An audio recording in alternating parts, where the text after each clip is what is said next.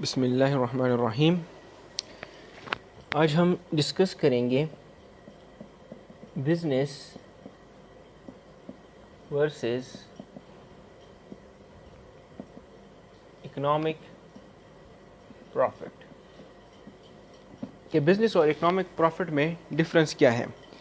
Basically simply अगर हम define कर लें, so business profit is equal to revenue minus explicit और accounting cost is called business profit। जितने भी हमारे पास महासिल हैं, अगर हम उनसे explicit cost को माइनस कर लें, और explicit cost बेसिकली है क्या चीज़, जो कि हमारे pass out of pocket expenses होती हैं, जो कि एक फर्म एक्सपेंडिचर करती है, अखराजात करती है इन इनपुट्स को बाय करने में, ताकि वो फर्दर प्रोडक्शन में हमें मदद दे सकें। For example cost of raw material हो गई, वेजेस हो गई लेबर की, रेंट हो गया बिल्डिंग का, तो ये सब चीज़ें जो है ये एक्सप्लिसिट कॉस्ट में आती हैं। यानी explicit cost is equal to are the actual out of pocket expenses, जितने भी अखराजात होती हैं of a firm to purchase inputs. और ये इनपुट्स किस फॉर्म में होती हैं? लैंड लेबर कैपिटल के फॉर्म में होती हैं फॉर प्रोडक्शन। यानी एग्जांपल मैंने ऑलरेडी बताया कि कॉस्ट ऑफ रॉ मटेरियल, जितना भी खाम माल है जो कि प्रोडक्शन प्रोसेस में मदद देती है, उसको परचेज करने, उस पर जितना एक्सपेंडिचर आता है, या वेजेस ऑफ लेबर एक्सेट्रा, ये सब चीज़ें एक्सप्लिसिट कॉस्ट में काउंट होती है। सो बिजनेस प्रॉफिट बेसिकली क्या है? जितने भी हमारे पास महासिल हैं उनसे हम सिर्फ ये actual out of pocket expenses minus कर लें, जितना बाकी रिमेनिंग रह जाता है वो बिजनेस प्रॉफिट कहलाएगा। Now what is economic profit?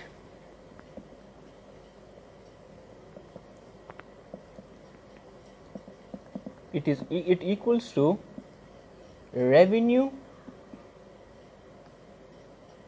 minus explicit cost minus implicit cost।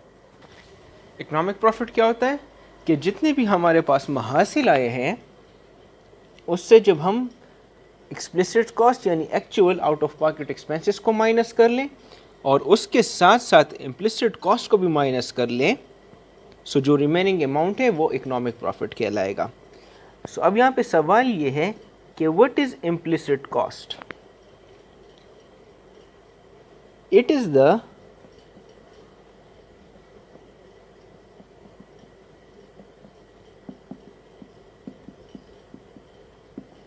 the opportunity cost that occurs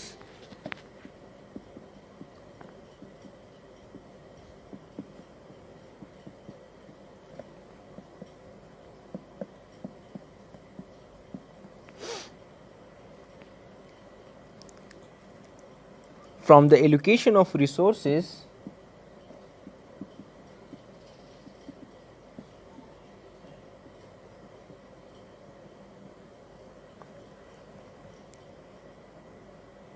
for specific purpose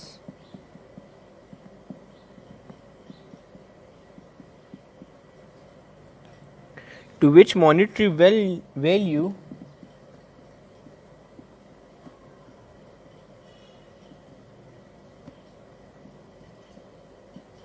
cannot be assigned easily. For example, एक हायर की कंपनी है, वो क्या करता है कि लैपटॉप्स प्रोड्यूस नहीं करता और उस मनी को वो अपने एम्प्लॉइज़ के ट्रेनिंग्स में लगा देता है। सो ये क्या कहलाएगा? इम्प्लिसिट कॉस्ट कहलाएगा। इसके अलावा if a person owns his factory and he is MBA, अगर उसके पास अपनी फैक्ट्री भी है और वो MBA भी है और वो क्या करता है, उस जॉब को फॉरगिव करता है जो अदर फर्म में है और अपने फर्म में काम करता है, सो ये भी उसका पार्ट है। Now we have different theories of profits. Basically profit जो है ये डिफ़र करता है for each and every organisations, या एक फर्म के लिए या एक इंडस्ट्री के लिए। कुछ इंडस्ट्रीज़ हमारे पास ऐसी होती हैं जो कि हाई प्रॉफिट्स कमाती हैं, जिस तरह के फार्मास्यूटिकल्स हो गई या हाई टेक्नोलॉजी इंडस्ट्रीज़ हो गई, उनके प्रॉफिट्स बहुत ज़्यादा हाई होते हैं। लेकिन कुछ इंडस्ट्रीज़ ऐसे भी हैं जिनकी प्रॉफिट्स लो होती हैं in comparison to these high industry techno industries, जिस तरह के स्टील हो गया, टेक्सटाइल इंडस्ट्रीज़ हो गई। सो ये लो प्रॉफिट्स वाली इंडस्ट्रीज़ हैं। सो थ्योरी ऑफ द प्रॉफिट्स में हम सबसे पहले risk bearing theory of profit discuss करते हैं। रिस्क बियरिंग थ्योरी नाम से भी क्लियर है, ये थ्योरी सबसे पहले F.B. हॉली ने प्रेजेंट की थी इन 1907 एंड अकॉर्डिंग टू हिम वो कहता है कि प्रॉफिट इज द रिवॉर्ड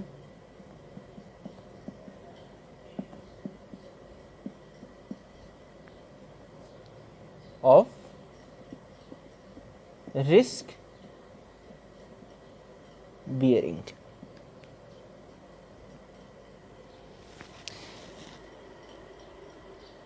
या सिंपल वर्ड्स में हम ये भी कह सकते हैं कि प्रॉफिट जो है वो रिस्क का एक रिवॉर्ड है। So profit is reward for taking risk. Now the second one is frictional theory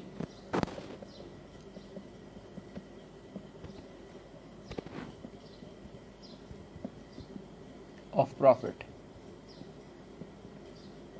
अब फ्रिक्शनल थ्योरी ऑफ प्रॉफिट क्या इंडिकेट करता है कि मार्केट में हमेशा इक्विलिब्रियम नहीं रह सकता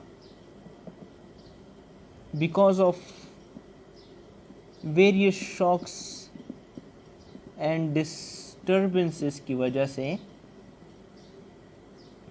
क्या होता है कि इक्विलिब्रियम में अनस्टेबिलिटी आती है। प्रॉफिट कभी कभी बहुत ज़्यादा हाई हो जाता है, कभी कभी बहुत ज़्यादा लो हो जाता है, कभी हम पॉजिटिव की तरफ जाते हैं, कभी हमें ये नेगेटिव की तरफ लेके जाता है। सो इस frictional theory of unemployment frictional theory of profit में हमारे पास यही फ्रिक्शनल फैक्टर्स होते हैं वेरियस, जो कि इन्वॉल्व होती हैं in taking us to disequilibrium, एक तवाज़ुन से हमें हटा देती है। देखिए शॉर्ट रन में फर्म्स इकोनॉमिक प्रॉफिट्स कमाती हैं, means more than normal profits कमाती हैं। सो इसकी वजह से क्या होता है, मोर फर्म्स अट्रैक्ट होती हैं उनकी तरफ। जब फर्म ज़्यादा अट्रैक्ट होती हैं, सो व्हाट हैपन्स, जो प्रॉफिट है वो डिस्ट्रीब्यूट हो जाता है एंड इन लॉन्ग रन वो इकोनॉमिक प्रॉफिट से चेंज होके नॉर्मल प्रॉफिट पे आ जाती हैं। या ऑन अदर हैंड हम ये भी कह सकते हैं कि अगर कुछ फर्म्स लॉस में चली जाएं सो मैनी अदर फर्म्स क्या होंगी, they will leave the industry. So उसकी वजह से भी क्या होगा, हम वो लॉसेस से थोड़ा सा ऊपर चले जाते हैं टू द नॉर्मल प्रॉफिट, क्योंकि उनको ज़्यादा गैप मिल जाता है, उनका कंपटीशन भी कम हो जाता है, इसलिए वो नॉर्मल प्रॉफिट की तरफ बढ़ जाते हैं। Now third one is monopoly theory of profit.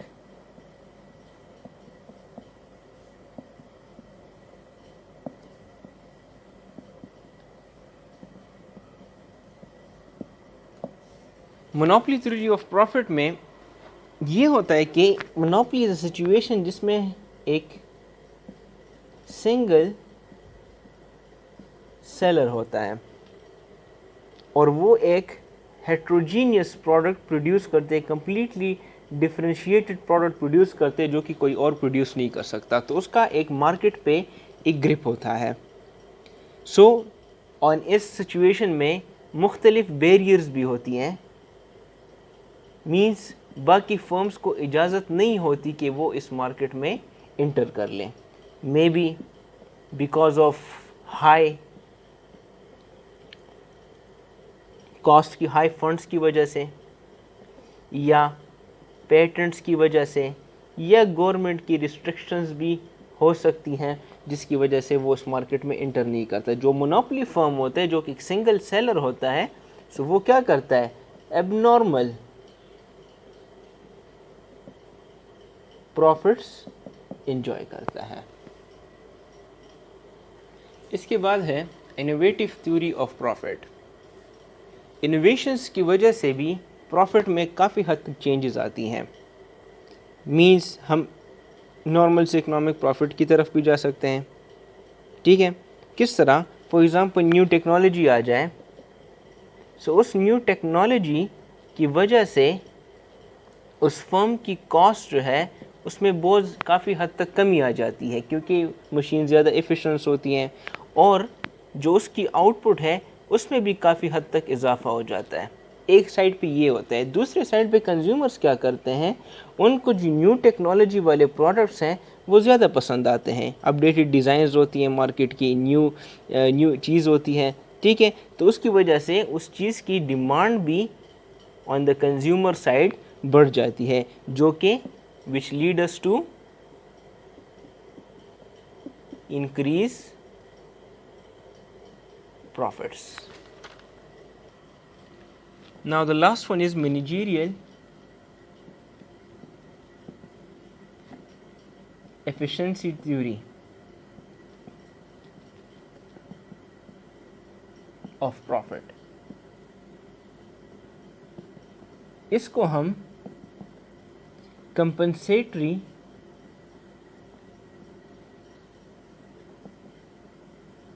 Theory of profit भी कहते हैं।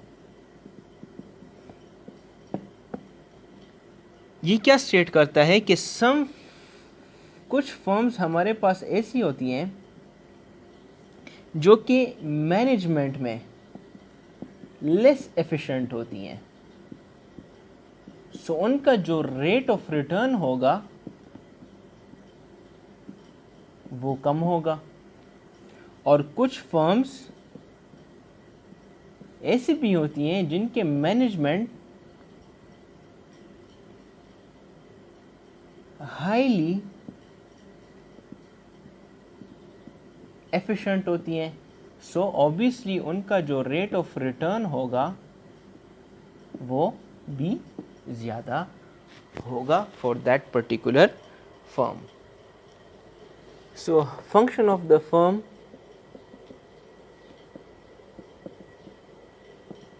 इंडिकेट करता है कि ये जो हमारे पास हायर प्रॉफिट्स हैं ये इसलिए है कि कंज्यूमर्स उस पर्टिकुलर कमोडिटी की डिमांड बहुत ज़्यादा करते हैं, मीन्स वो जो प्रोडक्ट प्रोड्यूस करते हैं वो इन्हें ज़्यादा पसंद आता है। ठीक है, सो उसकी वजह से ये फर्म्स जो हैं अबव एवरेज प्रॉफिट हासिल करती हैं एज अ रिवॉर्ड, एंड किस लिए हासिल करती हैं? Because of their higher efficiency. इसके साथ साथ ये हायर प्रॉफिट्स जो इनको मिलती है, सो ये मोर फर्म्स को भी अट्रैक्ट करती हैं कि ताकि वो उस मार्केट में एंटर कर लें। ठीक है। ऑन अदर साइड आप देख लें, कुछ फर्म्स हमारे पास ऐसी होती हैं जो कि लो प्रॉफिट्स कमाती हैं। ठीक है। और इसकी वजह ये भी है कि कंज्यूमर उन प्रोडक्ट्स की डिमांड भी कम करते हैं, सो इसलिए वो नॉर्मल प्रॉफिट या लो प्रॉफिट्स पे ही वो ऑपरेट करते हैं। सो जैसे कि मैंने आपको पहले ही बताया कि थ्योरी ऑफ द फर्म से पहले कि कुछ फर्म ज़रूरी नहीं है कि सारे फर्म्स की प्रॉफिट हाई और सारे फर्म्स की प्रॉफिट लो, ये डिपेंड करते हैं उसके सिचुएशन में। यानी फार्मास्यूटिकल इंडस्ट्री है या बहुत ही हाई टेक इंडस्ट्रीज़ हैं तो वो हाई प्रॉफिट्स कमाएंगी, लेकिन जो हमारे पास ये टेक्सटाइल इंडस्ट्रीज़ वगैरह इस टाइप की जितनी भी इंडस्ट्रीज़ हैं तो ये लो प्रॉफिट्स पे ऑपरेट करती हैं because of the consumer demand. A'udhu billahi minash shaitanir rajim. Bismillahir rahmanir rahim. Today it is our lecture number 2, part 2 of the managerial economics. इससे पहले हमने चैप्टर नंबर 1 ऑलमोस्ट कंप्लीट किया है, और चैप्टर नंबर 2 में जाने से पहले हम कुछ टॉपिक डिस्कस करेंगे which are necessary for the further explanation of the topics. So basically इस लेक्चर का मकसद, आज का जो हमारा एजेंडा है of the lecture, that is on the economic relationship between the variables in economics। यानी कि डिफरेंट वेरिएबल्स हमारे पास इकोनॉमिक्स में होती हैं और उनमें क्या ताल्लुक़ रिलेशनशिप है, पॉजिटिव है, नेगेटिव है, वो हम डिस्कस करेंगे। लेकिन उसको पढ़ने से पहले हम कॉस्ट के कुछ कॉन्सेप्ट पढ़ते हैं। इकनॉमिक्स चूँकि मैनेजरियल इकनॉमिक्स प्रोडक्शन साइज पे ज़्यादा वो बेस्ड है, तो उसमें रेवेन्यू की बात हम करेंगे, कॉस्ट की बात हम करेंगे। So let's first of all discuss what is cost. So cost basically अखराजात को कहते हैं। जब आप एक प्रोडक्ट को बनाते हैं, प्रोड्यूस करते हैं, सो उसके इनपुट्स पे जितने भी आपके पास अखराजात आती हैं वो कॉस्ट कहलाती हैं। So it is simply defined as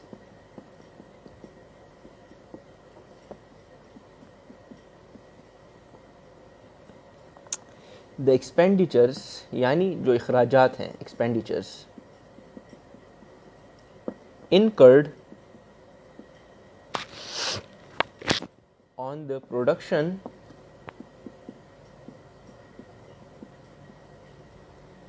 of a commodity. यानी एक कमोडिटी, जो भी अशिया हो, उसको प्रोड्यूस करते वक्त जितने भी उस पर अखराजात आते हैं उसके प्रोडक्शन प्रोसेस के दौरान, सो ये कॉस्ट कहलाती हैं। सो कॉस्ट की हमारे पास 3 बेसिक अक़साम हैं। एक को हम कहते हैं total cost, the second one is average cost, and the last is marginal cost. Total cost is made up of total fixed cost and total variable cost. Similarly, average cost, average fixed cost plus average variable cost से बना है। Let's आगे जाके हम इसको detail में explain करते हैं। Now first of all, what is total cost? हम इसको टीसी से सिम्बलाइज करते हैं, and what it means that the total expenditures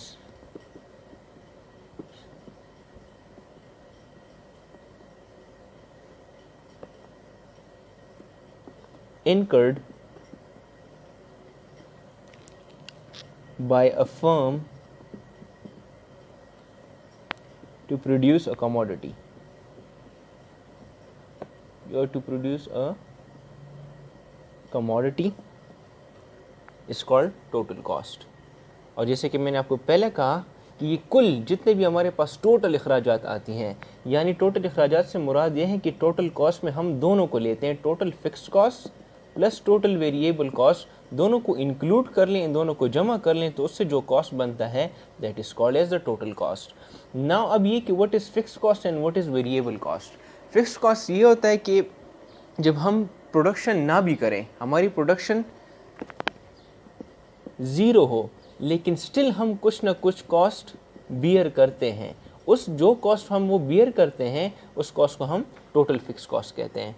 for example, जिस तरह आप एक फर्म है, उसमें आपका लाइन रेंट वगैरह हो गया, या उसके लिए एक सिक्योरिटी गार्ड की ज़रूरत हो गई, चाहे आप प्रोडक्शन करें या ना करें, लेकिन उस चीज़ को आपने ज़ाहिरी बात है आपने पे करना होगा.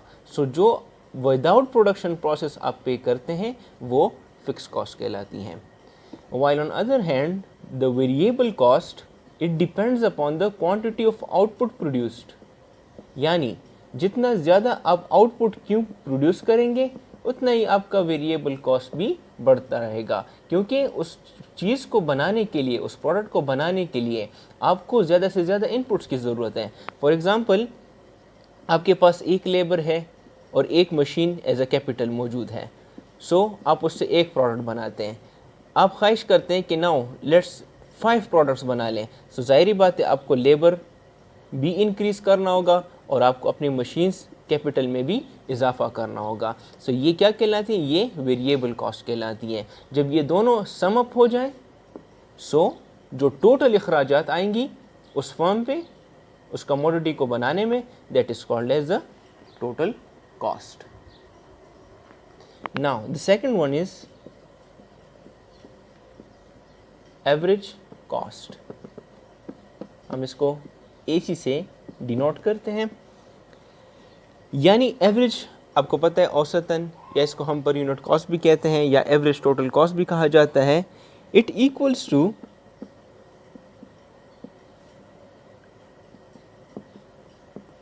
The total cost divided by quantity Q. Means AC is equal to total cost divided by Q. या आप ये भी कह सकते हैं कि average cost is equal to average fixed cost plus average variable cost. तो देखें एवरेज कॉस्ट यहाँ से किस तरह निकल आता है, total cost divided by Q is equal to total fix cost divided by Q plus total variable cost divided by Q.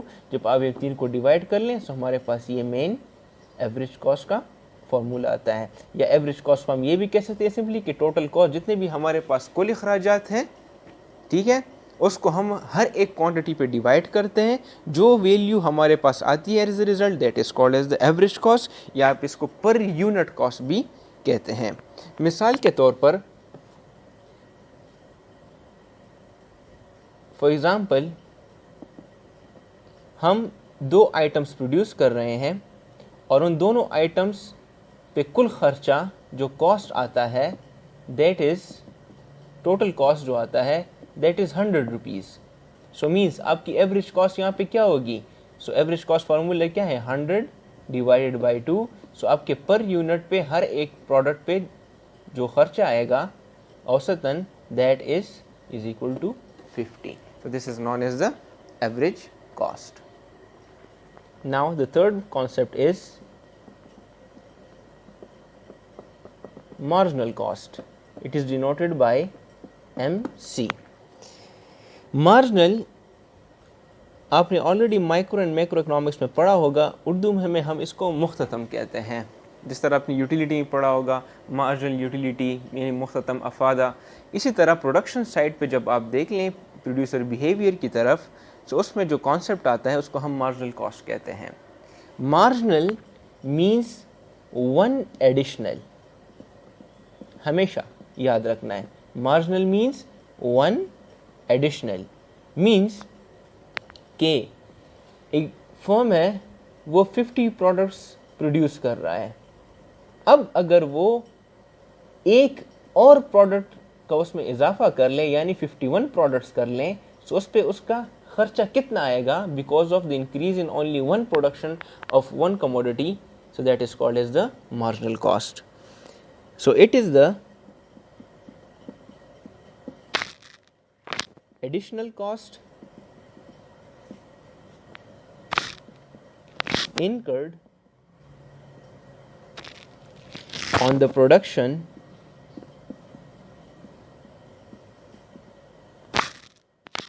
of a commodity.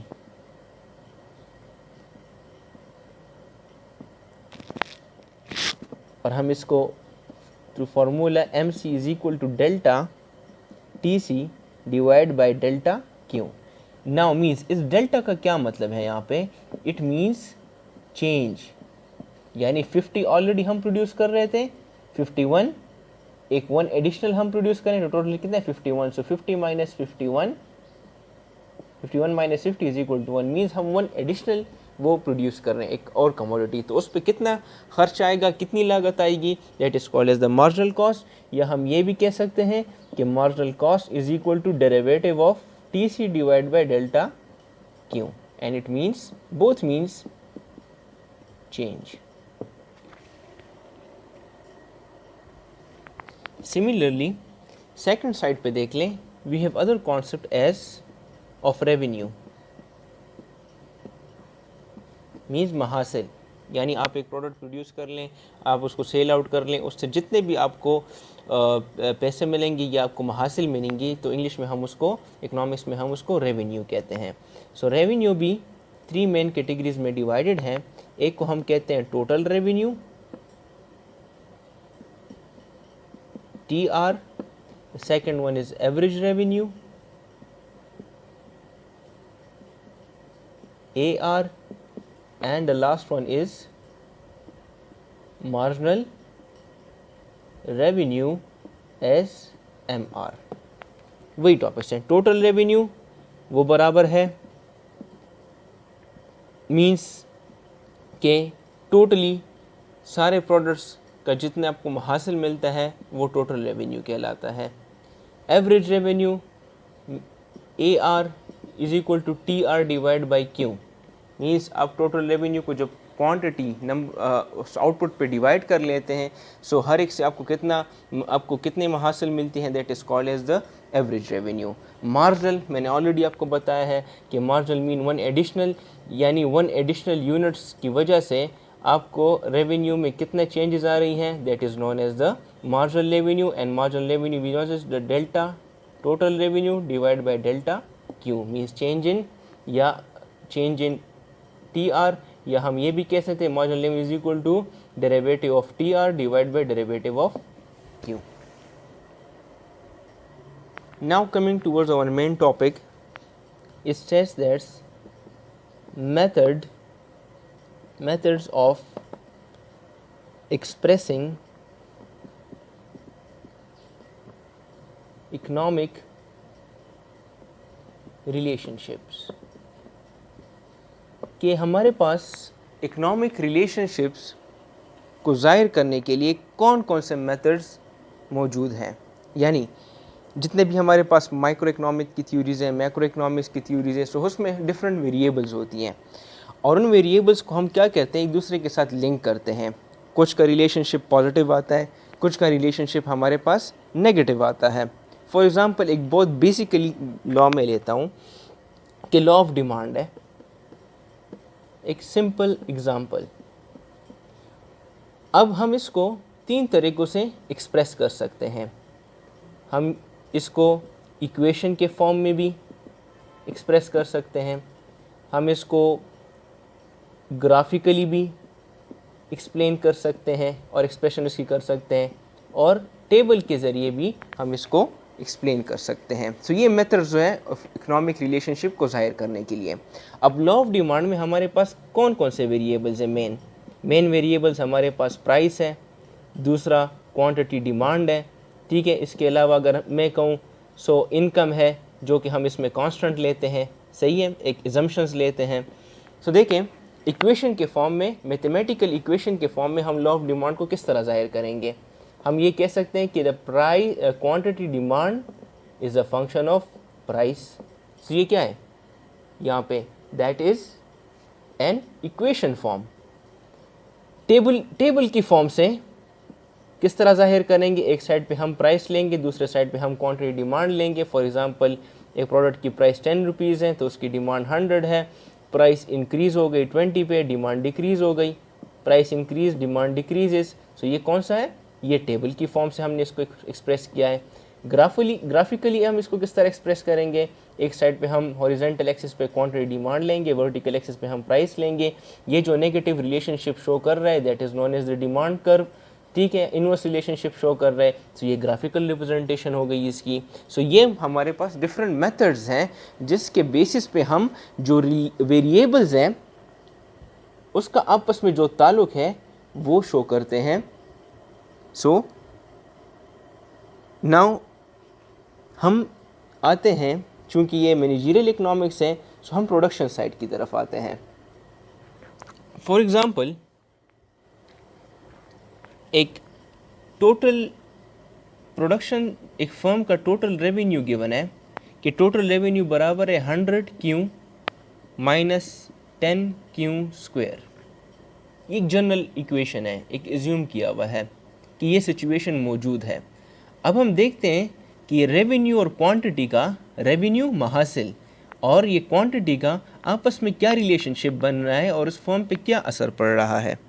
So table की फॉर्म से हम ये इक्वेशन फॉर्म में अब हम टेबल से जाहिर करते हैं। पहले हम क्या लेते हैं? क्यू, क्वांटिटी लेंगे।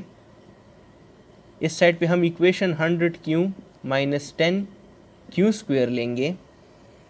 एंड फाइनली हम लेंगे कि टोटल रेवेन्यू, इसको क्वांटिटी को प्रोड्यूस करने के बाद हमें कितना महासिल मिलती है या कितनी रेवेन्यू जनरेट होती है। फॉर एग्जांपल क्वांटिटी 0 है, मींस कि एक फर्म है वो कुछ भी प्रोड्यूस नहीं कर रहा। ठीक है, तो उसकी रेवेन्यू कितनी होगी? सो ये 0 क्यू को इसमें सब्स्टिट्यूट कर लें, पुट कर लें। So 100 multiply by 0 minus 10 multiply by 0 square. So देखिए 0 इंटू 0, 0 इंटू 0, सो रेवेन्यू कितनी आएगी? ₹0। मीन्स एक फर्म अगर कोई प्रोडक्शन नहीं करेगा तो जाहिर बात है, अगर वो प्रोडक्शन नहीं करेगा तो वो सेल आउट क्या करेगा? कुछ भी सेल आउट नहीं करेगा ना, सो उसको रेवेन्यू भी जनरेट नहीं होगा। सो हम क्या कहते हैं कि ₹0 है ना। वो फर्म क्या करता है? फॉर एग्जाम्पल वो एक क्वांटिटी प्रोड्यूस करता है, फर्स्ट क्वांटिटी। सो इस 1 को इस क्यू में सब्स्टिट्यूट कर लें। So 100 multiply by 1 minus 10 multiply by 1 square. So 100 1s are 100 आ गए, माइनस 10 इंटू 1 1s आर 1। सो इससे क्या बनता है? 100 minus 10 which is equal to 90, ₹90। इसको मिटा दें रफ वर्क में। मीन्स अगर वो एक यूनिट प्रोड्यूस करेगा तो उसकी रेवेन्यू कितनी जनरेट होगी? 90 रेवेन्यू उसकी जनरेट होगी। सिमिलरली अब 2 ले लें, अगर वो अब एक के बजाय 2 गुड्स प्रोड्यूस कर रहा है, आउटपुट कितना प्रोड्यूस कर रहा है? 2 प्रोडक्ट्स प्रोड्यूस कर रहा है। सो ये 2 इस क्यू में सब्स्टिट्यूट कर लें। So 100 multiply by 2 minus 10 multiply by 2 square. तो देखें इससे क्या बनेगा? 200 minus 10 into 2 2s are 4, 200 minus 40। So 200 minus 40 is equal to ₹160। अगर वो एक के बजाय 2 यूनिट्स प्रोड्यूस करेगा तो उसकी रेवेन्यू कितनी होगी? ₹160 होगी। सिमिलरली अगर वो 3 यूनिट्स प्रोड्यूस करेगा तो सब्स्टिट्यूट कर लें 3 minus 10 into 3 square which is equal to ₹210। Similarly अगर वो 4 यूनिट्स प्रोड्यूस करेगा, so in this case 100 multiply by 4 minus 10 multiply by 4 square which equals to ₹240. Now if the firm produce 5 units of commodity, so now substitute this 5 into this q, we get 100 multiplied by 5 minus 10 multiplied by 5 square which equals to ₹250। अब देख लें ये 5 जो है ये maximum point पे पहुंच गया है। ये मतलब उसकी कैपेसिटी, उस फर्म की कैपेसिटी 5 यूनिट्स प्रोड्यूस करने की थी। अगर वो 5 प्रोड्यूस कर ले तो वो अपनी मैक्सिमम रेवेन्यू कितनी जनरेट करेगा, 250 रुपये जनरेट करेगा। ना अब अगर वो कहे, अगर फर्म चाहे कि अगर वो कहे कि हम 6 यूनिट प्रोड्यूस करते हैं, मीन्स 5 के बजाय 6 यूनिट्स प्रोड्यूस करेंगे, so what happens, 100 multiply by 6 हो जाएगा, while 10 multiply by 6 square which equal to rupees 240, इससे 240 आएगा। मीन्स उसकी कैपेसिटी 5 यूनिट्स प्रोड्यूस करने की थी, लेकिन अगर वो फर्म का ओनर उस पर ज़्यादा बोझ डालेगा और उसकी कैपेसिटी से ज़्यादा उस पर बर्डन डालेगा, तो उसकी रेवेन्यू क्या हो जाएगी, डिक्रीज़ हो जाएगी। So this is known as the, ये टेबुलेटेड फॉर्म से हमने एक इकोनॉमिक रिलेशनशिप शो किया है, मीन्स क्वांटिटी और टोटल रेवेन्यू में। अब डायग्रामेटिकली, ग्राफिकली सॉरी, इस साइड पे हम क्वांटिटी लेंगे and on this side we take total revenue. ये 0.0 1 2 3 4 5 6 यूनिट्स हम प्रोड्यूस कर रहे हैं। इस साइड पे आप डिफरेंस ले ले, 50-50 का ले ले, 0 50 100 150 200 250। अब देख लें, अगर क्वांटिटी ज़ीरो हो, अगर फर्म कुछ भी प्रोड्यूस नहीं कर रहा, तो उसकी टोटल रेवेन्यू कितनी आएगी, ज़ीरो आएगी। मीन्स ज़ीरो पे ज़ीरो, सो ये पॉइंट हो गया। अगर क्वांटिटी वो ज़ीरो प्रोड्यूस कर रहा है, कुछ भी प्रोड्यूस नहीं कर रहा, सो उसकी रेवेन्यू कितनी होगी, वो भी ज़ीरो होगी, सो ये पॉइंट आ जाएगा। अब अगर वो 1 यूनिट प्रोड्यूस कर रहा है, 1 यूनिट प्रोड्यूस कर रहा है, तो उस पर इसकी कितनी रेवेन्यू जनरेट हो रही है, 90 हो रही है। सो ये 100 से नीचे है थोड़ा सा, सो ये 90, दूसरा पॉइंट आ गया ना। अगर वो 2 यूनिट्स जनरेट प्रोड्यूस कर रहा है, तो उस पर 160,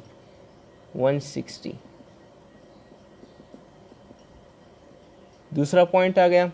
3 पे 210 ऑन 3 यूनिट्स 210, 210 रुपये जनरेट कर रहा है अगर वो 3 यूनिट्स प्रोड्यूस कर लें। सो तीसरा पॉइंट आ गया। ऑन 4, अगर वो 4 यूनिट्स प्रोड्यूस कर लें तो कितनी रेवेन्यू जनरेट करेगा, 240 रुपये।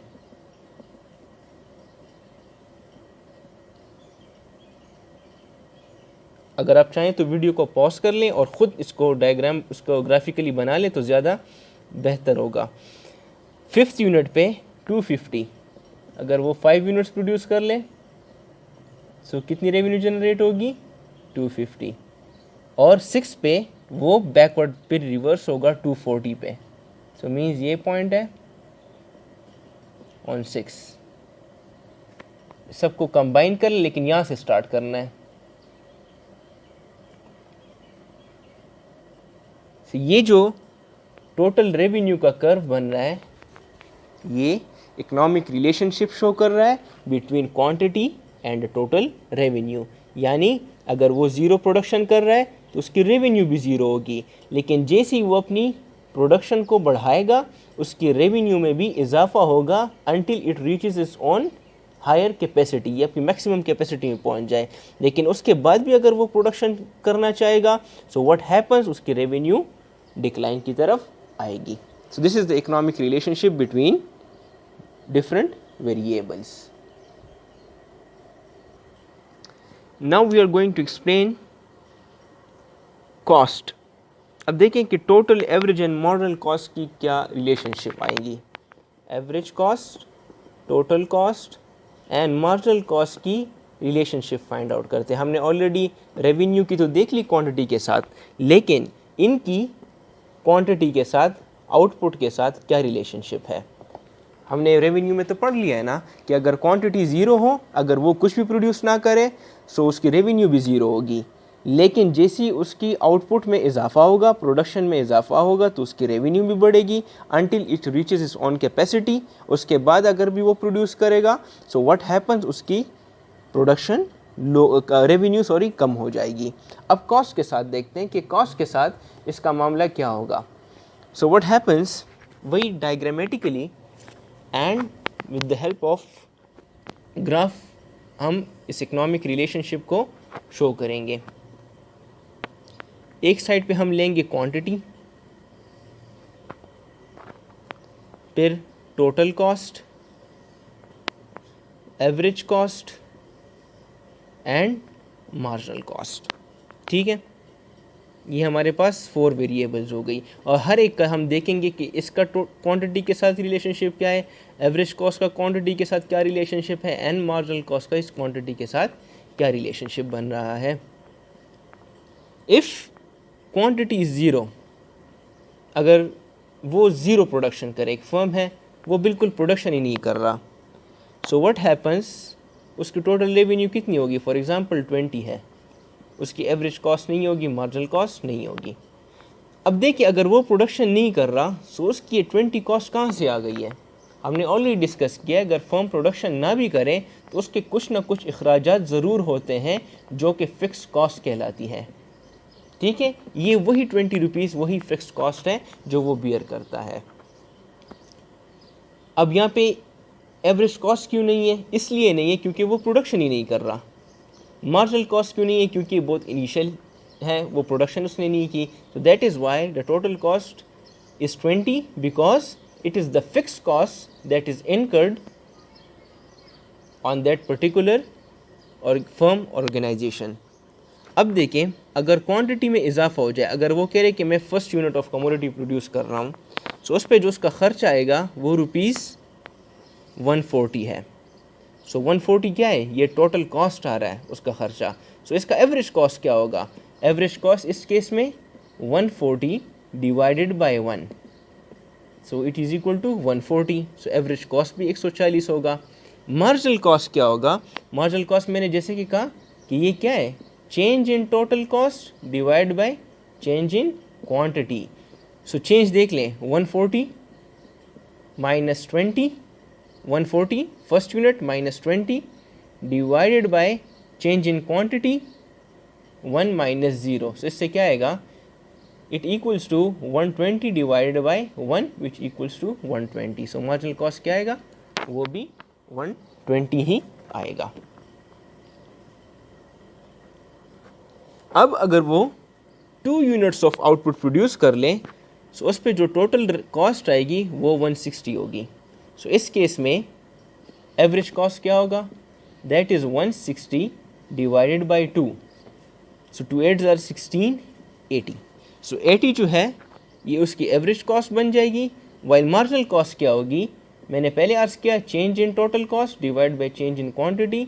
So change in total cost 160 minus 140 divided by 2 minus 1, quantity 2 minus 1 which equals to 20 divided by 1 is equal to 20। so उसकी जो मार्जिनल कॉस्ट होगी फॉर द सेकेंड वो 20 ही होगी।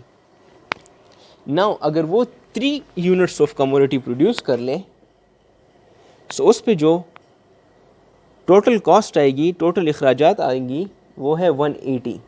सो इसका एवरेज कॉस्ट किस तरह फाइंड करेंगे, 180 divide by 3 it equals to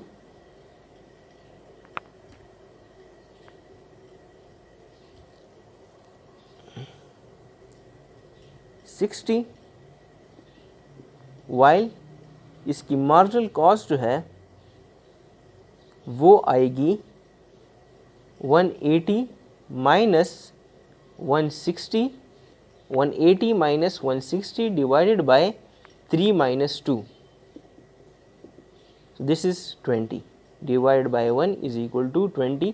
तो इसकी मार्जिनल कॉस्ट भी वही 20 आएगी। नाउ अगर वो firm 4 units of commodity produce कर रहे हैं, 4 आउटपुट है उसकी, सो इन दैट केस उसकी टोटल कॉस्ट 240 होगी। सो एवरेज कॉस्ट क्या आएगी, 240 divided by 4 which equals to 60, और उसकी मार्जिनल कॉस्ट क्या आएगी, 240 minus 180 divide by 4 minus 3 it equals to 60। So उसकी मार्जिनल कॉस्ट 60 होगी। नाउ अगर वो 5 यूनिट्स ऑफ कमोडिटी प्रोड्यूस कर ले, सो उसकी टोटल कॉस्ट फॉर एग्जांपल 480 होगी। सो 480 एवरेज कॉस्ट कितनी आएगी, 480 divided by 5 which equals to 96, और उसकी जो मार्जिनल कॉस्ट होगी which is 480 minus 240 divided by 5 minus 4 which equals to 240, 240. So this is the relationship between the cost, different cost with the quantity, और ये हमने tabulated form से इस economic relationship को जाहिर किया है। अब इस कॉस्ट और क्वांटिटी को हम ग्राफिकली किस तरह एक्सप्लेन करेंगे। ये हमने टोटल कॉस्ट लिया है ऑन वर्टिकल एक्सिस, ये हमने क्वांटिटी लिया है on the horizontal axis. Quantity हमारे पास 0, 1, 2, 3, 4, 5, 6 है। वाइल ऑन अदर साइड हम स्केल लेते हैं, तकरीबन आप ले लें 20-20 का डिफरेंस ले लें। यहाँ पे मेरे साथ स्पेस कम है तो मैं ऑलरेडी 50-50 का, इसलिए 50 का डिफरेंस ले रहा हूँ। 150, 200 एंड 250, ठीक है। अब देखें, सबसे पहले आप टोटल कॉस्ट को प्लॉट कर लें।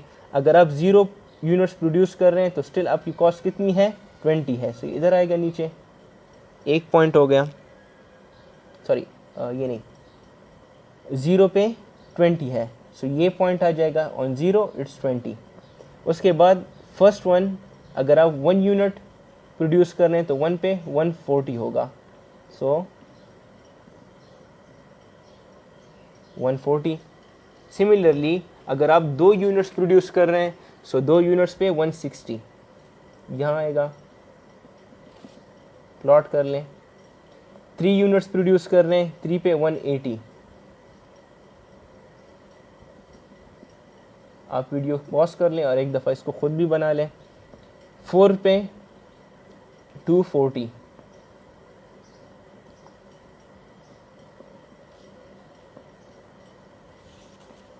ऑन 5 इट्स 480, मीन्स यहाँ 480 तक बना ली, मीन्स बिल्कुल एंड पे आएगा। सो देखिए, इन मुख्तलिफ डॉट्स को कंबाइन कर लें, ये अपवर्ड स्लोपिंग जो कर्व बन रहा है, ये किस चीज़ का बन रहा है, टोटल कॉस्ट का। तो ये एक ग्राफिकल रिलेशनशिप है between quantity and the total cost. अब सेकेंडली हम देखते हैं relationship between quantity and average cost and marginal cost. Average cost and marginal cost को आप एक साथ इसकी प्लॉटिंग कर लें। सो देखिए, क्वांटिटी 0, 1, 2, 3, 4, 5 हो गई। इस साइड पे मिनिमम वैल्यू 20 है और 240 तक है। आप डिफरेंस अगर लेना चाहते हैं तो 40 का ले लें, 40, 80, 120, 160, 200, 240, ठीक है।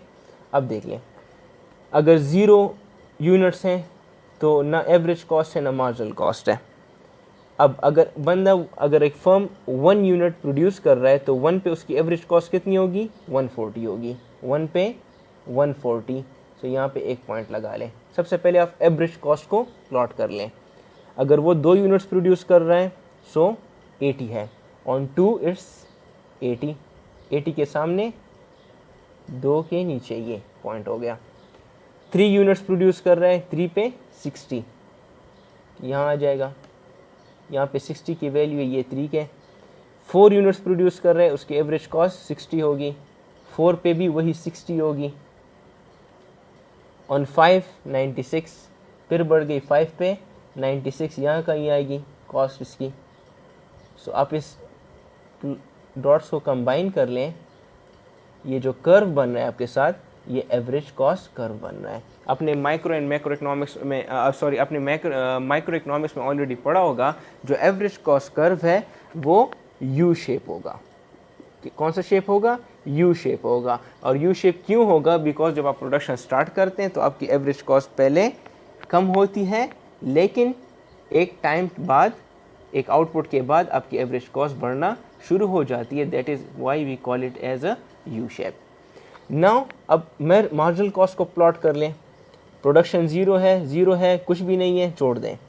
On first unit of commodity it's 120, 1 पे 120, एक डॉट 120 के सामने, एक के ऊपर 120, 2 पे 20, ऑन 2 इट्स 20, यहाँ पे एक पॉइंट आ जाएगा। 3 पे भी 20 है, 3 पे भी 20, एक पॉइंट यहाँ पे कर लें। 4 पे 60 है, थोड़ा सा ऊपर कर लें। 5 पे 240, यहाँ कर लें 240। सो देख लें, इन पॉइंट्स को कंबाइन कर लें, ये भी यू शेप बन रहा है and it is the marginal cost. So देख लें, 3 कर्व्स बनी है, टोटल कॉस्ट का रिलेशनशिप भी ग्राफिकली क्लियर हो गया, एवरेज कॉस्ट का भी क्लियर हो गया एंड मार्जिनल कॉस्ट का भी क्लियर हो गया, which is also the U shape. लेकिन आपने ये मोनोपोलिस्टिक कंपटीशन या ये परफेक्ट कंपटीशन में पढ़ा होगा, बेसिकली मार्जिनल कॉस्ट कर्व भी हमारे पास यू शेप ही होता है, लेकिन हम उसको इस तरह टिक फॉर्म में ज़ाहिर करें, लेकिन इसका एक्चुअल फॉर्म जो है वो वही यू शेप ही होता है। So this was the economic relationship between the different variables जो हमने आज डिस्कस किया है। सो काइंडली ये ग्राफ्स वगैरह, ये टेबल्स खुद बना लें, प्रैक्टिस कर लें इसको, ताकि एनी क्वेश्चंस हो तो कमेंट बॉक्स में मुझसे पूछ सकते हैं। अब हम optimisation by marginal analysis discuss करेंगे। Optimisation by marginal analysis. पिछले टॉपिक्स में हमने डिटेल में रेवेन्यूज़ एंड कॉस्ट डिस्कस किए हैं, फिर उनका एक रिलेशनशिप भी शो किया है टेबल ग्राफिकली एंड इक्वेशन के फॉर्म में। अब देखें, ये कहता है कि ऑप्टिमाइजेशन पर्टिकुलरली एक बहुत ज़्यादा इम्पॉर्टेंट है मार्जिन एनालिसिस। और ऑप्टिमाइजेशन हमने फर्स्ट चैप्टर में डिस्कस किया, it includes maximum and minimum की क्राइटेरिया, यानी मैक्सिमम बेनिफिट आप हासिल करें, मिनिमम से मिनिमम आपकी उस चीज़ पे कॉस्ट आए, या आप वेलफेयर प्रोवाइड करें, या आप प्रॉफिट गेन करें। तो ये सब चीज़ें क्या, ये ऑप्टिमाइजेशन होती है, जो बेस्ट पॉसिबल सोल्यूशन होता है आपके पास। मार्जिनल एनालिसिस पे किस तरह करेंगे कि the firm maximizes profit by when marginal revenue is equal to marginal cost।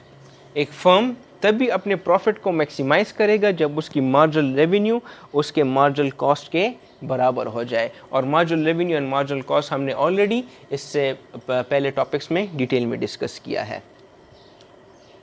इस कॉन्सेप्ट को आसानी के साथ समझने के लिए हम एक इन्वायरमेंटल सोल्यूशन लेते हैं, एक इन्वायरमेंटल प्रॉब्लम लेते हैं, सॉरी। सो एक ग्राफ लेंगे और उसको marginal benefit and marginal cost से कंपेयर करेंगे। मींस एक ऑप्टिमल पॉइंट तभी आएगा, मींस एक बेस्ट सोल्यूशन तभी आएगा जब हमारा मार्जिनल बेनिफिट इक्वेट हो जाए मार्जिनल कॉस्ट के बराबर हो जाए। या एक ऑप्टिमल पॉइंट हम तब भी कह सकते हैं when marginal revenue is equal to marginal cost. So इस साइड पे हम फॉर एग्जांपल पोल्यूशन लेवल लेते हैं, आलूदगी पोल्यूशन लेवल लेते हैं, और इस साइड पे हम marginal benefit and marginal cost को प्लॉट करते हैं। सबसे पहले मार्जिनल कॉस्ट को प्लॉट कर लें। एक अपवर्ड स्लोपिंग कर्व बन रहा है, मीन्स जितना आपका पोल्यूशन लेवल बढ़ रहा है 1 2 3 4 5, उतना ही आपका जो मार्जिनल कॉस्ट है on each additional pollution level पे वो भी इंक्रीज हो रहा है, एक डायरेक्ट रिलेशनशिप शो कर रहा है। So this is a positive slope, ठीक है। दूसरे साइड पे आप देख लें, एक मार्जिनल बेनिफिट कर्व ले लें which is a downward sloping curve, ठीक है। ये क्या करे, जितना हमारे पास पोल्यूशन लेवल ज़्यादा बढ़ रहा है, सो हमारा जो मार्जिनल बेनिफिट है टू द सोसाइटी वो भी कम हो रहा है। इस पॉइंट को हम फॉर एग्जांपल पॉइंट एफ कहते हैं, जो भी आप रख लें पॉइंट एफ। ये एफ वो पॉइंट है जिस पे मार्जिनल बेनिफिट बिल्कुल ज़ीरो होगा। मीन्स आपका जो पोल्यूशन लेवल है वो इतना एक्सीड हुआ है कि आपको बेनिफिट ही नहीं हो रहा, so that is equal to zero. ठीक हो गया। और आपका कॉस्ट इस पे बहुत ज़्यादा हाई हो गया है, so this is F point. Clear. So एक ऑप्टिमल पॉइंट हमारे पास कौन सा आएगा, ये क्वांटिटी क्यू एक ऑप्टिमल पॉइंट है। हम इसको ई से डिनोट करते हैं। क्यों डिनोट करते हैं? क्योंकि ये ई वो पॉइंट है, ये वो ऑप्टिमल पॉइंट है जिस पे हमारा मार्जिनल बेनिफिट हमारे मार्जिनल कॉस्ट के बराबर आ रहा है। मींस या हम इसको ये भी कह सकते हैं कि ये ऑप्टिमल लेवल ऑफ डंपिंग है for the pollution only, for the pollution only.